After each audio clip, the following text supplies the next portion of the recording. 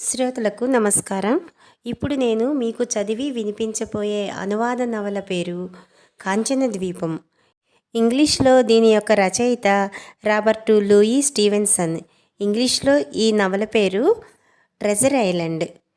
'Treasure island' నవలను తెలుగులోకి 'కాంచన ద్వీపం' పేరుతోటి శ్రీ నండూరి రామమోహన్ రావు గారు అనువదించారు. ఈ నవల యొక్క కథాకాలం 17-18 శతాబ్దాల మధ్యకాలంలో ఉంటుంది. ఇంకా కథలోకి వెళ్దాం. కాంచన ద్వీపానికి సంబంధించిన యావత్తు కథను ఏమీ దాచకుండా పుస్తక రూపంలో రాయవలసిందని జమీందార్ ట్రెలానీ, డాక్టర్ లిన్సే ఇంకా ఇతర మిత్రులు నన్ను ప్రోత్సహించారు. అందుచేత నాకు కూడా ఉత్సాహం కలిగి నాకు తెలిసినదంతా రాయటానికి పూనుకున్నాను. కాంచన ద్వీపం ఉనికి పట్టును గురించి మాత్రం నేను వెల్లడి చేయదలుచుకోలేదు. అక్కడ ఇంకా త్రవ్వని ధనరాశులు ఉండటం మూలాన నా చిన్నతనంలో జరిగిన వింత సంఘటనలు ఇప్పుడు తలుచుకుంటే అవన్నీ నిన్న మొన్న జరిగినట్లు అనిపిస్తోంది. మా ఊరు సముద్ర తీరానికి బాగా దగ్గర. ఊరికి సముద్రానికి మధ్యగా ఉండేది మా అడ్మిరల్ బెన్బౌ. ఈ అడ్మిరల్ బెన్బౌ అనేది మా నాన్న నడుపుతున్న హోటల్ పేరు. మా హోటల్కు చుట్టుపక్కల చాలా దూరం వరకు ఇళ్ళుండేవి కావు. ఎప్పుడో కానీ సాధారణంగా ఆ ఛాయలకు ఎవరూ వచ్చేవారు కారు. ఇలా ఉండగా ఒక రోజున మా ఇంటికి ఒక వింత మనిషి వచ్చాడు. వయస్సు 60 పైగా ఉండవచ్చు. నల్లగా మాసిన బట్టలు, పొడుగాటి పిలక, కణత మీద కత్తిగొంటు, మోటువారిన వేళ్ళు, పొడుగ్గా, బలంగా, బరువుగా ఈ లక్షణాలతో అతడు మా ఇంటికి వచ్చాడు. చూసి చూడగానే అతడు ఏళ్ల తరబడి సముద్ర జీవితం గడిపిన నావికుడని స్ఫురిస్తుంది. అతని వెనుక కూలివాడు పెద్ద కావడి పెట్టెను మోసుకొచ్చాడు. వృద్ధనావికుడు మా హోటల్లోకి అడుగు పెడుతూనే పడవ వాళ్ల పాటలు అంకించుకున్నాడు. తర్వాత కూడా చాలాసార్లు అతడు ఈ పాటనే తనలో తను పాడుకోవటం విన్నాను.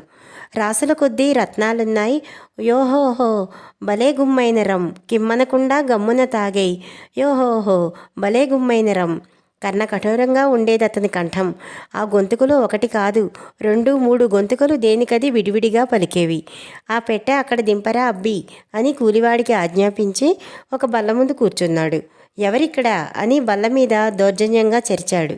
మా నాన్న లోపల నుంచి రాగానే రమ్ అని అరిచాడు. రమ్ అంటే ఒక రకమైన సారాయం.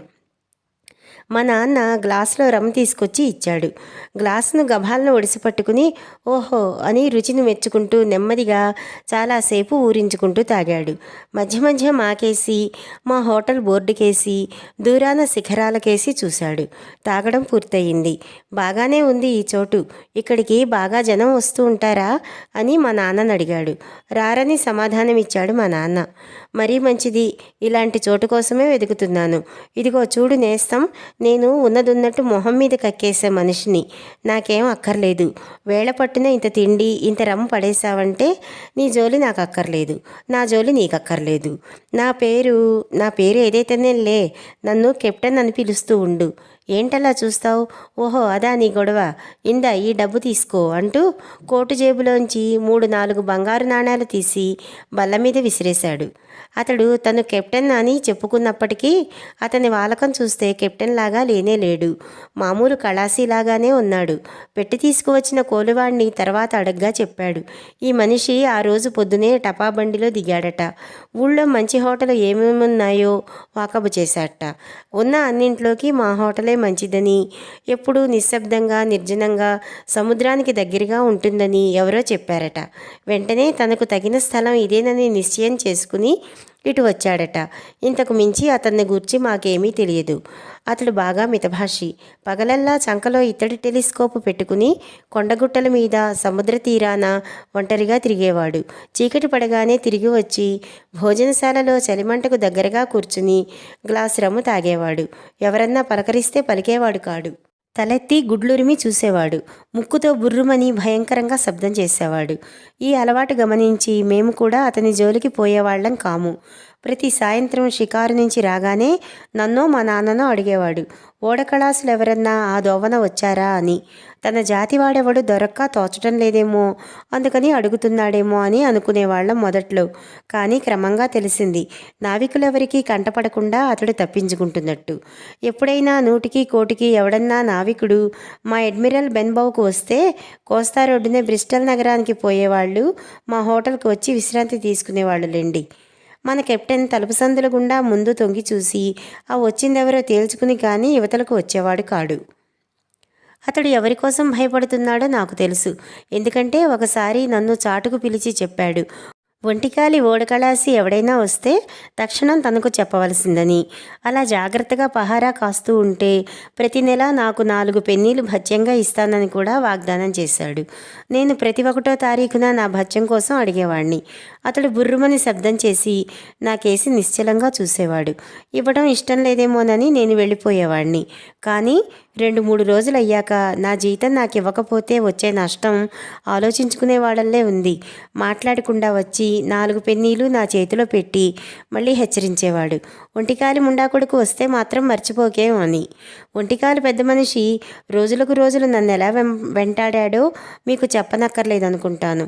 హోరున కుంభవృష్టిగా వర్షం కురిసే అర్ధరాత్రి సమయాల్లో ఈదురుగాలి మా కిటికీ తలుపులను దడదడా మొత్తేటప్పుడు, సముద్ర కెరటాలు కల్లోలంగా లేస్తూ విరుగుతూ గర్జించేటప్పుడు ఒంటికాలు మనిషి 1000 రూపాలతో 1000 విధాలుగా నాకు గోచరించేవాడు. ఒకసారి మోకాలు వరకు కాలు తెగి ఉన్నట్టు, మరోసారి తొడ వరకు తెగినట్టు కనపడేది. ఒకసారి అతడు పుట్టడమే ఒక కాలుతో పుట్టినట్టు అనిపించేది. ముఖ్యంగా నిద్రపోతున్నప్పుడు ఆ రాక్షస వ్యక్తి నా స్వప్నాల చీకట్లో ప్రత్యక్షమై కొండల మించి కొండల మీదికి నన్ను తరిమేవాడు. 4 పెన్నీల జీతం మాట దేవుడెరుగు కానీ ఈ ఊహా రాక్షసుడితో నేనెన్ని రోజులు బాధపడ్డానో చెప్పలేను. కానీ అన్నింటికంటే విపరీతంగా నన్ను ఇతరులను భయపెట్టింది మా కెప్టెన్ ప్రవర్తన. ఒక్కోసారి అతడు మితిమీరి తాగేవాడు. భోజనశాలలో బల్ల ముందు కూర్చుని చుట్టూ ఎవరున్నా లెక్క చేయకుండా గార్ధపస్వరం ఎత్తి పల్లె పదాలు పాడేవాడు. ఇంకోసారి అందరినీ తన చుట్టూ కూర్చోమని ఆజ్ఞాపించి ఏమిటేమిటో రకరకాల కథలు చెప్పేవాడు. లేకపోతే తను పాడే పాటలకు వంత పాడమనేవాడు. అందరూ గజగజ వణికిపోతూ అతడేం చేయమంటే అదల్లా చేసేవారు. హోటల్కు వచ్చే అతిథులు కెప్టెన్ చుట్టూ ప్రాణాలుగ్గపట్టుకుని కూర్చుని యోహోహోలతో ఇంటి కప్పులు ఎగిరిపోయేటట్టు పాడటం నాకు ఇప్పటికీ బాగా జ్ఞాపకం. ప్రతివాడు తన పక్కవాడి కంటే బిగ్గరగా పాడటానికి ప్రయత్నించేవాడు. ఎందుకంటే ఎవరన్నా గొంతు కలవనట్టు కనిపిస్తే ఊరుకునేవాడు కాదు కెప్టెన్. పూటుగా తాగి నిషా మీదున్నప్పుడు కెప్టెన్ దగ్గరలో ఉండటం అంత ప్రమాదం మరొకటి లేదు. వజ్రాయుధం లాంటి చేత్తో బల్ల మీద ధన్మని గుద్ది షటప్ అనేవాడు. తను కథ చెబుతుంటే ఎవరన్నా ప్రశ్న వేస్తే తారాజువ్వలాగా ఎగిరేవాడు. పోనీ ప్రశ్న వేయకుండా ఊరుకుంటే ఎవరూ వినడం లేదని తప్పుపట్టేవాడు. మొత్తానికి తను మస్తుగా తాగి మత్తెక్కి నిద్రపోయిందాకా ఎవరినీ హోటల్లో నుంచి కదలనిచ్చేవాడు కాదు. అతని కథలు భలే భయంకరంగా ఉండేవి. హత్యలు, ఊరికొయ్యలు, సముద్రాల్లో తుఫానులు, ఎడారుల్లో దెయ్యాలు, దొంగతనాలు. అతడు ఉపయోగించే భాషని బూతుల్ని వింటుంటే ఇంతకంటే పరమనీచుణ్ణి దేవుడు సృష్టించలేదనిపిస్తుంది. ఈ లుచ్చాగాడెక్కడ దాపరించాడ్రా మన ప్రాణాలకి, వీడి మూలాన మన హోటల్కు వచ్చే కొద్దిమంది కూడా మానుకునేటట్టున్నారు అని మా నాన్న అనేవాడు. నిజానికి మొదట్లో జనం కెప్టెన్ను చూసి భయపడ్డారు, కానీ క్రమంగా వారి భయం తగ్గిపోయింది. మా పల్లెటూరి మందకొడి జీవితంలో ఈ కెప్టెన్ మూలానే కాస్త సంచలనం అంటూ కలిగింది.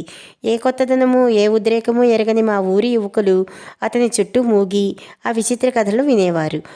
కొందరికి అతనంటే గౌరవం కూడా పుట్టి ఇలాంటి ధైర్యవంతులు, సాహసులు ఉండటం మూలానే సముద్రాల మీద ఇంగ్లండ్ ప్రభ అలా వెలుగుతోంది అని మెచ్చుకునేవారు. ఒక విషయంలో మాత్రం అతడు మమ్మల్ని నాశనం చేశాడని చెప్పక తప్పదు. వారాలు, నెలలు గడిచిపోతున్నా అతగాడు మా బసలోంచి కదల్లేదు. మొదట్లో ఏమిచ్చాడో ఇచ్చాడు, అంతే. మళ్ళీ ఒక్క పెన్ని విదిలించలేదు. మా నాన్న ఎప్పుడన్నా బాకీ సంగతి ఎత్తితే భయంకరంగా బుర్రుమని నిశ్చలంగా చూసేవాడు. మా నాన్న హడిలిపోయి అవతలకి జారుకునేవాడు. కెప్టెన్ మా ఇంటికి వచ్చింది మొదలు చనిపోయే వరకు అవే బట్టలు, అదే టోపీ, అవే మేజోళ్ళు ఉపయోగించేవాడు. కోటు క్రమంగా చిరిగిపోయింది, కానీ దాన్నే కుట్టుకుని తొడుక్కునేవాడు. చివరికి అతుకుల గుడ్డ తప్ప కోటు అంటూ ఏమీ మిగల్లేదు. అతడు ఎవరికీ ఉత్తరాలు రాయటం కానీ, అతనికి ఎవరూ రాయటం కానీ నేను చూడలేదు. మేడమీది గదిలో మంచం కింద దాచిన కావడి పెట్టెను కూడా అతడు తెరవటం నేనెప్పుడూ ఎరగను. కెప్టెన్కు ఒక్కసారే ఎదురుదెబ్బ తగిలింది, అదైనా ఆఖరి రోజుల్లో. మా నాయనకు పెద్ద జబ్బు చేసింది. ఒకరోజు సాయంత్రం డాక్టర్ లిన్సే గారు రోగిని చూడటానికి మా ఇంటికి వచ్చారు. మా అమ్మ డాక్టర్ గారికి భోజనం వగైరా ఆతిథ్య సత్కారాలు చేసింది. అదైన తర్వాత డాక్టర్ గారు తన ఇంటికి తిరిగిపోవటానికి ఉద్యుక్తులయ్యారు. కానీ ఆయన గుర్రం గ్రామం నుంచి తిరిగి రావటానికి కొంత ఆలస్యమైంది. ఈలోగా పైపు కాల్చుకోవచ్చు కదా అని ఆయన హాల్లో కాసేపు కూర్చున్నారు. నేను కూడా ఆయన సమీపంలో కూర్చున్నాను. డాక్టర్ గారి మల్లెపువ్వుల్లాంటి బట్టలు, తెలివితేటలుట్టిపడే ప్రకాశవంతమైన ముఖము, ఆయన మర్యాద, మంచితనం ఇవన్నీ చూసి అటు ఒక మూల రమ్ తాగుతూ కూర్చున్న కెప్టెన్ను, అతని కంపుగుడ్డలు, దిష్టిబొమ్మ లాంటి వాలకం చూస్తే కెప్టెన్ మీద ఎంత రోత కలిగిందో చెప్పలేను. కెప్టెన్ ఉన్నవాడు ఉన్నట్టుండి వేళ్లతో బల్ల మీద తాళం వేస్తూ తన పాట ప్రారంభించాడు. కిమ్మనకుండా గమ్మున తాగై యోహోహో భలే గుమ్మైన రమ్. ఈ పాట మేము రోజు వినేదే అవడం వల్ల మాకెవరికీ కొత్త అనిపించలేదు. కానీ డాక్టర్ గారు మాత్రం ఉలికిపడి చూశారు. 2-3 క్షణాలు కెప్టెన్ కేసి తీవ్రంగా, చిరాగ్గా చూసి మళ్ళీ నాతో కబుర్లలో పడ్డారు. కొంతసేపటికి తన పాటను ఎవరూ లెక్క చెయ్యకపోవటం గమనించి కెప్టెన్ పాట ఆపాడు. ధన్మని బల్ల మీద గుద్ది షటప్ అని పిడుగుపడ్డట్టు అరిచాడు. వెంటనే హాల్లో ఉన్న అతిథులు 50 మంది నోళ్లు నొక్కుని నిశ్శబ్దంగా కూర్చున్నారు. డాక్టర్ గారు మాత్రం సంభాషణ ఆపలేదు. కొన్ని రకాల జబ్బులను గూర్చి నాకు వివరిస్తూ మాట్లాడుతున్నారు. హాల్లో ఆయన ఒక్కడి గొంతుకే మృదువుగా, స్పష్టంగా వినపడుతోంది. కెప్టెన్ డాక్టర్ గారి వంక నిశ్చలంగా చూసి ఎవడ్రా అక్కడ, షటప్ అని బల్ల మీద మళ్ళీ చెరిచాడు. మీరు నాతోనేనా మాట్లాడేది అని డాక్టర్ గారు అడిగారు. నీకే చెప్పేది సార్, మీకు ఒక మాట చెప్పదలుచుకున్నాను. మీరు ఇదే విధంగా రమ్ తాగుతూ ఉన్నట్లయితే త్వరలో ప్రపంచం నుంచి ఒక తాగుబోతు వెధవ నిష్క్రమిస్తాడు. కెప్టెన్ కోపం వర్ణించతరం కాదు. ఉవ్వెత్తున లేచాడు. బొడ్డులో నుంచి ఓడ కళాశీలు ఉపయోగించే పొడుగాటి చాకు తీశాడు. పొడిచి పారేస్తానని డాక్టర్ని బెదిరించాడు. డాక్టర్ గారు కదల్లేదు. ఇదివరకులాగే నిర్భయంగా ఇంకా గొంతు హెచ్చించి మాట్లాడారు. ఆ చాకు ముడిచెయ్యి. నిన్ను ఉరికంబ ఎక్కించడం నా అభిమతం కాదు. అక్కడి నుంచి ప్రారంభమైంది వారిద్దరి మధ్య చూపుల యుద్ధం. కళ్ళలోంచి నిప్పులు కురిపిస్తూ ఒకళ్ళనొకళ్ళు చూసుకున్నారు. కొంతసేపటికి కెప్టెన్ వెనక్కి తగ్గాడు. చాకు ముడిచి బొడ్డులో దోపుకుని దెబ్బతిన్న కుక్కతోక ముడుచుకున్నట్టు మళ్ళీ కుర్చీలో కూర్చున్నాడు. అతడు కూర్చోగానే డాక్టర్ గారు ప్రారంభించారు. ఇదిగో మిస్టర్, నా జిల్లాలో నీ బోటి వెధవ, నీచుడు, లుచ్చా ఒకడున్నాడని ఇప్పటికి తెలుసుకున్నాను. కనుక రాత్రింపగళ్ళు నీ మీద ఒక కన్ను వేసి ఉంటాను. నేను వట్టి డాక్టర్ని మాత్రమే అనుకుంటున్నావేమో. నేను ఈ జిల్లాకు మేజిస్ట్రేట్ని కూడా. జాగ్రత్తగా మసులుకున్నావా? సరే. లేక ఇవాల్టి మాదిరిగా అసభ్యంగా ప్రవర్తించావా? నిన్ను ఈ ప్రదేశం నుంచి 100 మైళ్ళ అవతలకు గెంటించి వేయగలను. అర్థమైందా నేను చెప్పింది? ఇంతలో డాక్టర్ లిన్సే గారి గుర్రం గుమ్మం ముందుకు వచ్చి నిలబడింది. ఆయన వెళ్ళి వస్తానని చెప్పి గుర్రమెక్కి వెళ్ళిపోయారు. కెప్టెన్ మాత్రం ఆ రాత్రే కాదు, తర్వాత చాలా రాత్రుల వరకు కూడా గుప్చుప్గా కాలం గడిపాడు. కాంచన ద్వీపం పార్ట్ 1 సమాప్తం. తిరిగి పార్ట్ 2లో కలుసుకుందాము. నమస్కారం.